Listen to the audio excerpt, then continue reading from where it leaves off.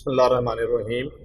आज हम O level accounting जिसका कोड है 7707 उसका अक्टूबर नवंबर 2019 का पेपर 2 करेंगे।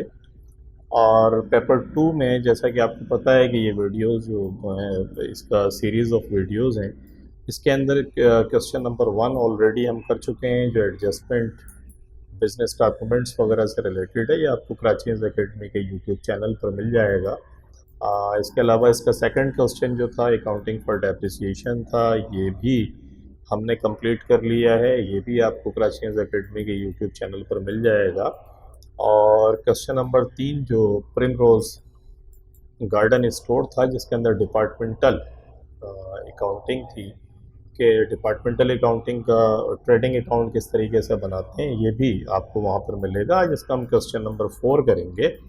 और क्वेश्चन नंबर 4 जो है वो इंटरप्रिटेशन ऑफ फाइनेंशियल स्टेटमेंट और डिफरेंट किस्म की जो रेशोज़ हैं उसका कंसेप्ट वो आपका चेक करना चाहता है एग्जामिनर कि आपका ये कंसेप्ट क्लियर है कि किस तरीके से जो है आप मुख्तलिफ रेशोज़ को निकालते हैं और डेटा को इस्तेमाल कैसे करते हैं। तो लेट्स स्टार्ट। क्वेश्चन नंबर 4 है, Hindu is in business buying and selling goods on credit, कि ये क्रेडिट के ऊपर माल फ़रोख्त करते हैं और ख़रीदते भी हैं और बेचते भी हैं। The following information is available, ये इन्फॉर्मेशन अवेलेबल है। क्या अवेलेबल है? एट 1 अक्टूबर 2018 को इन्वेंट्री, इसका मकसद है ओपनिंग इन्वेंट्री, ये आपकी पड़ी हुई है 35,000 की फॉर द ईयर एंडेड 30 सितंबर 2019। 30 सितंबर 2019 को रेवेन्यू जो है आपका वो 400,000 $4 लाख है और एक्सपेंसेस जो हुए हैं इस बिज़नेस में वो 52,000 के हुए हैं। 30 सितंबर 2019 इन्वेंट्री जो है वो आपकी ये क्लोजिंग इन्वेंट्री है। जो माल बिकने से रह गया वो 68,000 का है। ऑनर्स कैपिटल जो मालिक है हिंदू जिसकी हम बात कर रहे हैं वो उसका जो कैपिटल है वो इतना है और 5% बैंक लोन रीपेएबल 2025। हम इस वक्त 2019 के अंदर हैं।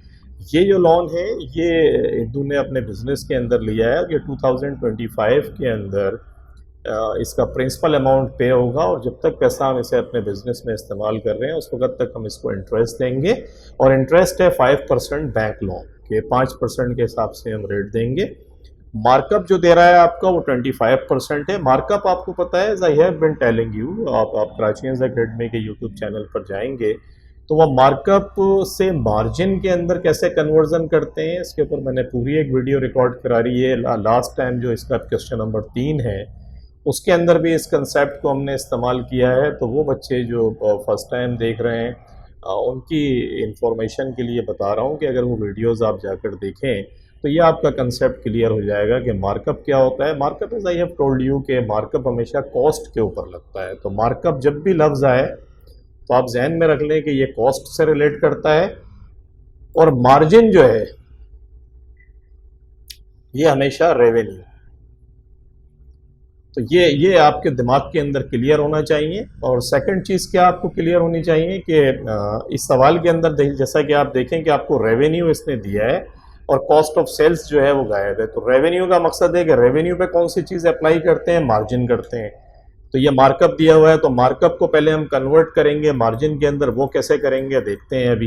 Calculate the following for the year ended 30 सितंबर 2019। 30 सितंबर 2019 के लिए इन चीज़ों को कैलकुलेट करें। Comparative figures for the year ended 30 September 2018 are shown in the last column. देखिए ये 2018 की फिगर उसने आपको कैलकुलेट करके खुद दी हुई है। कॉस्ट ऑफ सेल्स कहता है 270,000, $2,70,000 की थी। परचेजेस बता रहा है 260,000, $2,60,000 रुपये की परचेजेस हैं। परसेंटेज ऑफ ग्रॉस प्रॉफिट 25% है। Percentage of profit for the year जो है वो 10% है और रिटर्न ऑन कैपिटल एम्प्लॉयड 18% है। तो ये हमसे कैलकुलेट करने की बातें कर रहा है। अब हम क्या करेंगे, पहले तो मार्कअप से मार्जिन में आप कन्वर्ट करें क्योंकि रेवेन्यू दिया हुआ है आपको और ये मार्कअप है 25%। तो मैंने आपको बताया था कि जो मार्कअप है इसको आप लिख लें 25%। अब मार्जिन कैसे कैलकुलेट करेंगे? मार्जिन हमें आप सिंपल करें कि 25 को डिवाइड कर दें 100 से। परसेंटेज रिप्रेजेंट करता है 100 को, तो तो मैं अगर यूं करूं तो 1, 25 से कम 25 और 25 को 4 टाइम्स करें तो 100 आएगा, 1/4। और मैंने आपको बताया कि जब आप फ्रैक्शन के अंदर इसको चेंज कर लें, फ्रैक्शन में चेंज करने के बाद में अगर मार्कअप से मार्जिन के अंदर आप जा रहे हैं, जो आप कैलकुलेट कर रहे हैं, तो नीचे वाली जो भी आपके पास फिगर आए इस पर +1 कर दें। तो अब क्या आ गया, 1 डिवाइडेड बाय 5, और 1 को आप जब डिवाइड करेंगे 5 से, तो 1 को डिवाइड करें 5 से तो आ गया 0.2, और इसको 100 से मल्टीप्लाइड कर दें तो ये आ गया 20%। ये आपने मार्कअप से मार्जिन जो है वो कैलकुलेट कर लिया। ये 20% का मार्जिन आता है, और 20% का मार्जिन है कि आपका जो रेवेन्यू है वो कितना दिया हुआ है। रेवेन्यू आपका दिया हुआ है 400,000, और 400,000 का आप क्या करें, ये जो 400,000 है इसका 20% जो आपने निकाला, जब आप निकालेंगे तो कितना आ जाएगा, 4 लाख का मल्टीप्लाई कर रहे हैं 20%, या 80,000। ये आपके पास मार्जिन आ गया। और कॉस्ट ऑफ सेल्स निकालने का तरीका क्या है कि सेल्स में से इसको माइनस कर दें। सेल्स कितनी है, 4 लाख। जब आप 4 लाख में से माइनस करेंगे इस 80,000 को, तो ये आ जाएगा 320,000। ये जो 3,20,000 है ये एक्चुअली आपकी कॉस्ट ऑफ सेल है। ये 3,20,000 जो आपने निकाला, कैसे निकाला कि वो जो सेल्स दी हुई थी उसके ऊपर मार्जिन की परसेंटेज को अप्लाई किया तो ग्रॉस प्रॉफिट आ गया, ग्रॉस मार्जिन आ गया। सेल्स में से ग्रॉस मार्जिन को, रेवेन्यू में से ग्रॉस मार्जिन 80,000 को माइनस किया तो 3,20,000 ये कॉस्ट ऑफ सेल्स आपकी आ गई। आगे कहता है परचेजेस बताएं कि परचेजेस कितनी है। परचेजेस निकालने का फार्मूला आपको क्या होता है, आपको पता है ओपनिंग इन्वेंट्री दी हुई है, एंडिंग इन्वेंट्री भी दी हुई है, परचेजेस गायब है, कॉस्ट ऑफ सेल्स आपने निकाल ली। तो जब आपके पास ऐसा हो तो आप क्या करें, आप यहाँ लिखें ओपनिंग इन्वेंट्री। ओपनिंग इन्वेंट्री आपको दी हुई है, कितनी है ओपनिंग इन्वेंट्री, वर्किंग यहाँ कर लें। ओपनिंग इन्वेंट्री है आपके पास 35,000 की, देखें ये आ गई। तो 35,000 से आप लिख लें, इसमें ऐड करें परचेजेस। परचेजेस आपको पता नहीं है तो इसको ऐसे लिख दें, इसमें से लेस करें एंडिंग इन्वेंट्री। एंडिंग इन्वेंट्री दी हुई है, एंडिंग इन्वेंट्री कितनी दी हुई है यहाँ से देख लेते हैं। एंडिंग इन्वेंट्री है 68,000, तो 68,000 आप यहाँ लिख लें।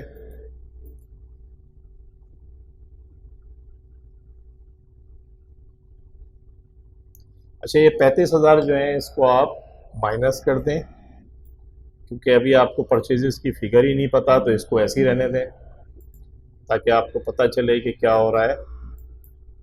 तो ये फिगर छोड़ दें, उसके बाद जब इसमें से माइनस करेंगे तो ये आ जाएगी कॉस्ट ऑफ गुड्स सोल्ड। और कॉस्ट ऑफ गुड्स सोल्ड आपने ऊपर निकाली है, देखें हम निकाल के आ रहे हैं 3,20,000 रुपये। तो 3,20,000 आप यहाँ लिख दें। अब ये कॉस्ट ऑफ सेल्स आपकी निकली हुई है, कॉस्ट ऑफ गुड्स सोल्ड, ये कॉस्ट ऑफ सेल्स निकली हुई है। अब देखें रिवर्स वर्किंग करें थोड़ी देर के लिए। रिवर्स वर्किंग कैसे करेंगे, यहाँ जो भी फिगर थी उसमें से इसको माइनस किया तो ये फिगर आई। तो इसका मकसद है मैं इसको अगर दोनों फिगर को प्लस करूँ, यानी 3,20,000 में मैं प्लस कर दूँ 68,000, तो यह आ गया 3,88,000। ये 388,000 में से मैं 68,000 को माइनस करूंगा तो ये आ जाएगी, क्योंकि माइनस करनी थी, हम रिवर्स वर्किंग कर रहे हैं तो इसको प्लस कर लें। अब ये 3,88,000 कैसे आए, इन दोनों फिगर को हमने प्लस किया है तो ये फिगर आई है ना, तो इसमें से इसको माइनस कर दें। 3,88,000 में से 35,000 को माइनस कर दें तो 3,53,000। ये 353,000 के अंदर जब इसको प्लस करेंगे तो 388,000 आता है। तो ये परचेजेस की फिगर जो है आपकी आ गई 353,000। ये 353,000 यहाँ रख दें लाके, ये आपने इसके सामने रख दी। अगला कहता है percentage of gross profit to revenue. Percentage of gross profit, gross profit कितना है, ग्रॉस प्रॉफिट देखें आपने ये 80,000 निकाला था रेवेन्यू में से, तो आप क्या करें इस 80,000 को ऊपर रखें, 400 जो आपका एंड मल्टीप्लाइड बाई 100 कर दें, तो कितना आया 80,000 डिवाइडेड बाय 400,000 मल्टीप्लाइड बाई 100, वही 20% आ गया। तो ये 20% आपने यहाँ लिख दिया। 25% है, देखें रिडक्शन आ गई, कॉस्ट आपकी बढ़ गई है, परचेजेस भी ज़्यादा है आपकी, प्रॉफिट आ गया। Percentage of profit for the year to revenue, percentage of profit वो था ग्रॉस मार्जिन, तो ग्रॉस मार्जिन के अंदर 80,000 था। परसेंटेज ऑफ प्रॉफिट देखें इस सवाल के अंदर अगर आप देखें तो 80,000 का प्रॉफिट है, 80,000 के प्रॉफिट में कुछ एक्सपेंसेस भी हैं, ये एक्सपेंसेस देख रहे हैं 52,000 के, तो 80,000 माइनस 52,000, 80,000 में से माइनस करते हैं 52,000, ये 28,000 मिलता है, ये नेट प्रॉफिट आ गया। अच्छा इसके अंदर ये देखें, ये जो आपको 5% बैंक लोन दे रहा है, अगर हम इस सवाल के अंदर वो हमें लिख देता कि एक्सपेंसेस के अंदर ये बैंक लोन का इंटरेस्ट शामिल नहीं है, तो फिर हम 50,000 पे ये 5% अप्लाई करते और वो जो 2,500 बनता वो हम इस एक्सपेंस के अंदर प्लस करते। लेकिन क्योंकि अभी लिखा हुआ नहीं है सवाल के अंदर, तो आप ये एज्यूम करेंगे कि इस एक्सपेंस के अंदर इस बैंक लोन का इंटरेस्ट भी शामिल है, तो आपको अलग से कैलकुलेट करने की ज़रूरत नहीं है। ये 28,000 आपके पास नेट प्रॉफिट आ गया। अब आप क्या करें, 28,000 को ऊपर लिखें और डिवाइड कर दें 400,000 से, मल्टीप्लाइड बाई 100, तो 28,000 डिवाइडेड बाय 400,000, 400,000 क्या है रेवेन्यू है आपका, मल्टीप्लाइड बाई ये 7% बनता है, तो 7% आपने यहाँ लिख दिया।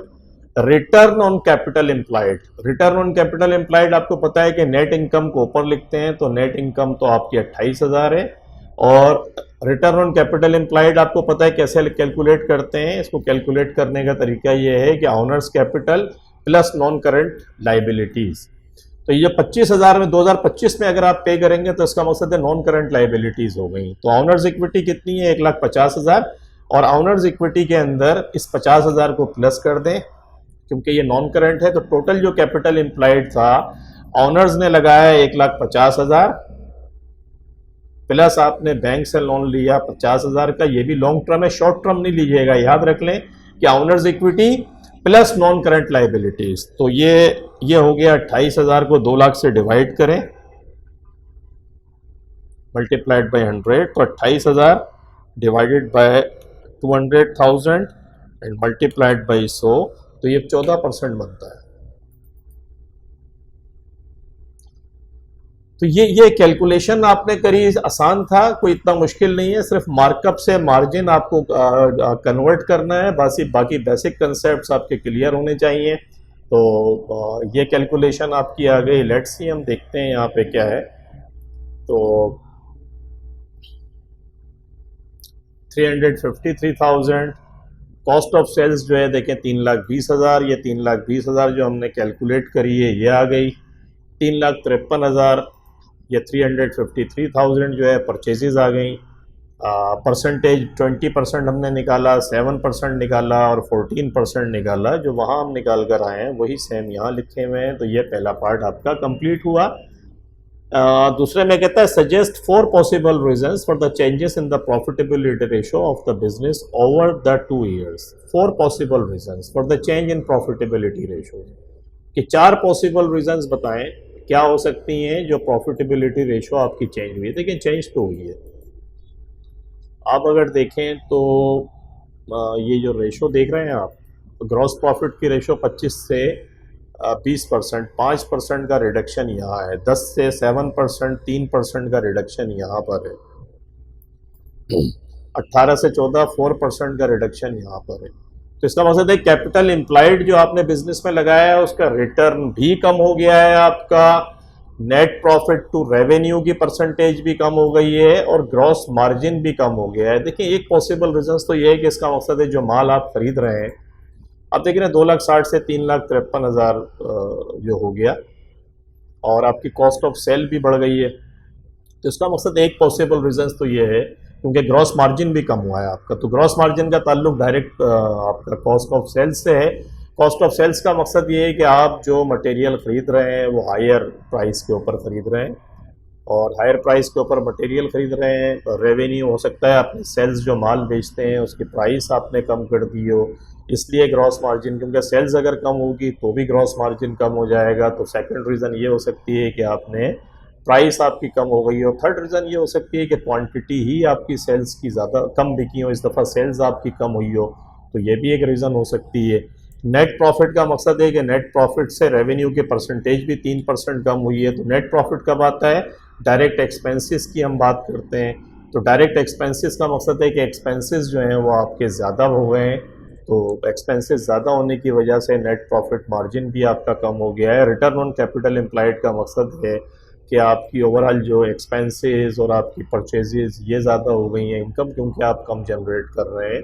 सेकंड ये है कि आपका वर्किंग कैपिटल जो कैपिटल एम्प्लॉयड है वो भी आपका बढ़ गया है। देखिए बैंक लोन आपके लिया, तो जब आपका कैपिटल एम्प्लॉयड ज़्यादा हो गया तो रिटर्न जो है डेफिनेटली ज़्यादा होना चाहिए था, लेकिन वो भी कम हुआ। तो ये पॉसिबल रीजंस हैं जो आप लिख सकते हैं इसके अंदर, जो मैंने आपको एक्सप्लेन करी, जो नज़र आ रही हैं मोटी मोटी। तो percentage of gross profit to revenue, lower percentage possibly due to higher purchasing cost. देखिए हायर परचेजिंग कॉस्ट के परचेजिंग कॉस्ट आपकी ज़्यादा हो गई है। इंक्रीज कंपटीशन की वजह से माल आपका कम बिका। सेलिंग प्राइस हो सकता है आपने कम कर दी हो कस्टमर को अट्रैक्ट करने के लिए, उसकी वजह से भी आपकी ग्रॉस मार्जिन कम हो गया। लोअर मार्कअप, मकसद मार्कअप आपने कम कर दिया है, तो ये भी हो सकता है। Lower percentage due to high expenses, high expenses आपके, क्योंकि percentage of profit for the year to revenue, ये नेट प्रॉफिट में आपकी एक्सपेंसेस हायर साइड के ऊपर है। लोअर ग्रॉस प्रॉफिट आपके पास कम आया तो फिर ये कम होगा, हायर एक्सपेंसेस हो सकते हैं। ये रीजन है। Lower return due to increase in bank loan, के बैंक लोन देखें आपका आ गया, पहले बैंक लोन नहीं था तो फिर रिटर्न आपका कम हो गया क्योंकि इनको भी पे करना होगा। इंक्रीज इन कैपिटल, कैपिटल आपका बढ़ गया। और रिडक्शन इन ड्राइंग्स, क्योंकि ड्राइंग्स अगर बढ़ी हुई होती तो फिर कैपिटल कम हो जाता, कैपिटल कम होता तो रिटर्न ऑटोमेटिकली बढ़ जाता। डिनोमिनेटर कम होगा तो डेफिनेटली फिर आपका रिटर्न जो है बढ़ेगा। तो कैपिटल एम्प्लॉयड क्योंकि बढ़ गया था इसलिए ये प्रॉब्लम होती है। तो ये पॉसिबल रीजंस हैं जो आप लिख सकते हैं अपने एग्जाम में। आगे आते हैं, आगे क्या पूछता है आपसे? आगे ये पूछता है complete the table by placing a tick. तो सी पार्ट हमारा लास्ट है। सी पार्ट में कहता है ये complete the table by placing a tick. Indu wishes to increase her profit for the year and has made some proposals. कि इंदू जो है वो उसको है कि वो अपना प्रॉफिट जो है बढ़ाना चाह रही है, तो उसके पास कुछ प्रपोजल हैं। अ फ्रेंड हैज़ एडवाइज, एक दोस्त ने उसको मशवरा दिया, that each proposal may not comply with an accounting principle और कंसेप्ट। कि ज़रूरी नहीं है कि हर प्रपोजल जो है वो अकाउंटिंग प्रिंसिपल से कंप्लाइंट करे। तो सही नहीं है। अच्छी प्रैक्टिसेस ये होती हैं कि आप जो है अकाउंटिंग जो प्रिंसिपल्स हैं उनको फॉलो करें, क्योंकि वो एक्चुअली आपके प्रॉफिट की एक्यूरेसी को बढ़ाते हैं। और विंडो ड्रेसिंग की एक कंसेप्ट है। विंडो ड्रेसिंग समझते हैं? नहीं है तो लिखें अपने पास। विंडो ड्रेसिंग का मकसद है कि आप इस किस्म की पॉलिसीज कर रहे हैं कि आपके रिजल्ट अच्छे नज़र आए। विंडो ड्रेसिंग, तो आप लिपा पोती कर रहे हैं अपने रिजल्ट्स के अंदर ताकि वो अच्छे नज़र आएँ। तो ये विंडो ड्रेसिंग वाली चीज़ें हैं, अकाउंटिंग कंसेप्ट्स को फॉलो करना चाहिए। कहता है complete the table by placing a tick two indicate the effect on profit for the year of each proposal. के हर प्रपोजल के बाद आप टिक करें कि उसका प्रॉफिट पे इम्पैक्ट क्या होगा। नेम द अकाउंटिंग प्रिंसिपल और कंसेप्ट नॉट बीइंग अप्लाइड, कि कौन सा अकाउंटिंग प्रिंसिपल आपने अप्लाई नहीं किया है यहाँ पे। The first one has been completed as an example. पहला वाला इन्होंने खुद कंप्लीट करके आपको दे दिया है। कहते हैं value closing inventory at cost plus markup. तो ये गलत है, आपको पता है lower of cost and net realisable value का कंसेप्ट है। अगर आप वैल्यू ऑफ क्लोजिंग इन्वेंट्री के ऊपर करेंगे तो और प्लस उस पर मार्कअप भी आप कर देंगे तो आपका जो प्रॉफिट होगा वो बढ़ जाएगा। और क्यों बढ़ जाएगा प्रॉफिट, आपकी समझ आ रहा है? इसलिए प्रॉफिट बढ़ेगा कि आपको पता है कि ये जो फार्मूला होता है वो क्या होता है, ओपनिंग इन्वेंट्री 8 परचेजेस, मिसाल के तौर पे ये 10 है, ये 100 हो गया, ये 110 हो गया, लेस कर दें क्लोजिंग इन्वेंट्री, ये फ़र्ज़ कर लेते हैं कि 50 है, तो ये 60 रुपये का कॉस्ट ऑफ सेल आ गई। अब क्या हुआ, थोड़ी देर के लिए ये विंडो ड्रेसिंग 10 अपनी जगह मौजूद है, 100 भी वही है, ये 110 सही होगी, ये 50 के बजाय इसमें मार्कअप भी हमने जमा कर लिया। अब ये फर्ज कर लेते हैं 60 हो गया, तो देखिए कॉस्ट कितनी आ गई, 50 आ गई ना। जब कॉस्ट कम हो गई, देखें कम हो गई, जितना आप एंडिंग इन्वेंट्री की वैल्यू को बढ़ाएंगे इतनी कॉस्ट कम हो जाएगी, कॉस्ट कम होगी तो प्रॉफिट बढ़ जाएगा, वही इसने यहाँ पर लिखा है। लेकिन एक प्रिंसिपल आपका खत्म हो गया, और प्रिंसिपल क्या, हिस्टोरिकल कॉस्ट, कि जो कॉस्ट है उसका फार्मूला में पता है कि या तो कॉस्ट होगी या नेट रियलाइजेबल वैल्यू, तो हिस्टोरिकल कॉस्ट के ऊपर इन्वेंट्री को वैल्यू करते हैं। ये कंसेप्ट हमारा यहाँ पर फॉलो नहीं हुआ। Remove provision for doubtful debts from financial statement. Provision for doubtful debts आपको पता है कि इट इज एस्टिमेटेड कि इतने कस्टमर आपको पैसा नहीं देंगे, तो उसको आप अकाउंट फॉर करते हैं, उसकी हिट इनकम स्टेटमेंट के ऊपर लेते हैं, इनकम स्टेटमेंट को डेबिट करते हैं, प्रोविजन फॉर डाउटफुल डेट्स को क्रेडिट करते हैं, क्योंकि इंदू को अपना प्रॉफिट बढ़ाना है। तो उसने कहा कि ये एक्सपेंस रिकॉर्ड ही ना करें, जब रिकॉर्ड नहीं करेंगे तो प्रॉफिट बढ़ जाएगा। प्रिंसिपल कौन सा है, प्रूडेंस। प्रूडेंस माने ये आप अक्लमंदी का काम नहीं कर रहे हैं, इसका नाम भी इत्तेफाक से प्रूडेंस, आपको पता है इंग्लिश में भी यही कहते हैं। और एक कंसेप्ट है प्रूडेंस का कि आप प्रूडेंस इस्तेमाल करें, कि एक्यूरेट होना चाहिए आपकी जो रिकॉर्डिंग है, और अगर आपको नज़र आ रहा है कि लॉस होने वाला है तो प्रूडेंस अक्लमंदी यही है कि आप उसको रिकॉर्ड करें। ये अकाउंटिंग फॉर प्रूडेंस जो कंसेप्ट है वो यहाँ पर वायलेट हो रहा है। Place a value on the satisfaction and loyalty of customer, के कस्टमर की सेटिस्फैक्शन एंड लॉयल्टी को भी अकल इंटरेस्टिंग है, वो कहते हैं इसकी भी वैल्यू रखें। जब वैल्यू रखेंगे, इसकी कोई ना कोई वैल्यू होगी तो क्या होगा, वैल्यू होगी तो क्योंकि ये बैलेंस शीट का आइटम है तो इफेक्ट तो कोई नहीं होगा। लेकिन ये जो कंसेप्ट है मॉनेटरी, एक होता है मेजरमेंट, मॉनेटरी मेजरमेंट, कि अकाउंटिंग के अंदर हमेशा ये जो इमोशंस हैं, इसको हम नॉर्मल ज़िंदगी में तो वैल्यू देते हैं, लेकिन जब आप अकाउंटिंग करें तो इमोशंस की कोई वैल्यू नहीं हम प्लेस करते, सिर्फ उन चीज़ों को रिकॉर्ड करते हैं जिसकी कोई मेजरमेंट होती है, जिसको मॉनेटरी टर्म के अंदर हम रिकॉर्ड कर सकें। तो मॉनेटरी मेजरमेंट का कंसेप्ट जो है वो वायलेट हो रहा है। Make no adjustment for expenses prepaid at year end, तो प्रीपेड की कोई एडजस्टमेंट नहीं करनी, यानी एक्सपेंस रिकॉर्ड नहीं करना है। तो मैचिंग प्रिंसिपल होता है, आपको पता है, मैचिंग एक्रूवल, एक्रूवल कंसेप्ट है मैचिंग, कि मैच कर रहे होते हैं। एक्रू का मकसद है कि जो पेमेंट्स कर रहे हैं, जो प्रीपेड है उसकी एडजस्टमेंट करेंगे, प्रॉफिट आपका इंक्रीज हो जाएगा क्योंकि एक्सपेंस आप रिकॉर्ड ही नहीं कर रहे हैं, सब आपने एसेट में लिखा हुआ है। तो ये कुछ कंसेप्ट्स थे, और ये हम देखते हैं कि यहाँ क्या हुआ है। तो प्रोविज़न फॉर प्रॉफिट बढ़ जाएगा, प्रूडेंस कंसेप्ट हो गया, प्लेस वैल्यू एसेट बढ़ जाएगा, मनी मेजरमेंट का कंसेप्ट वायलेट हो रहा है, नो एडजस्टमेंट फॉर प्रीपेड एक्रूवल्स और मैचिंग, और प्रॉफिट क्या होगा यहाँ वाले के अंदर ये है कि मेक नो एडजस्टमेंट का मकसद है कि प्रीपेड, अच्छा, make no adjustment for expenses prepaid at year end. तो प्रॉफिट क्या होगा कि आपने एडजस्टमेंट नहीं करी है आपने, तो अच्छा प्रीपेड जो था, यहाँ थोड़ा सा रिवर्स है कि प्रीपेड जो था उसको रिकॉर्ड नहीं करा, तो एक्सपेंसेस जो हैं वो आपके ज़्यादा रिकॉर्ड हो गए, और एक्सपेंसेस ज़्यादा रिकॉर्ड हो गए तो प्रॉफिट आपका डिक्रीज हो जाएगा, क्योंकि प्रीपेड की एडजस्टमेंट आपने नहीं करी, सब एक्सपेंस के अंदर लिखा हुआ है। आपने ईयर एंड पे आपको चाहिए था कि जो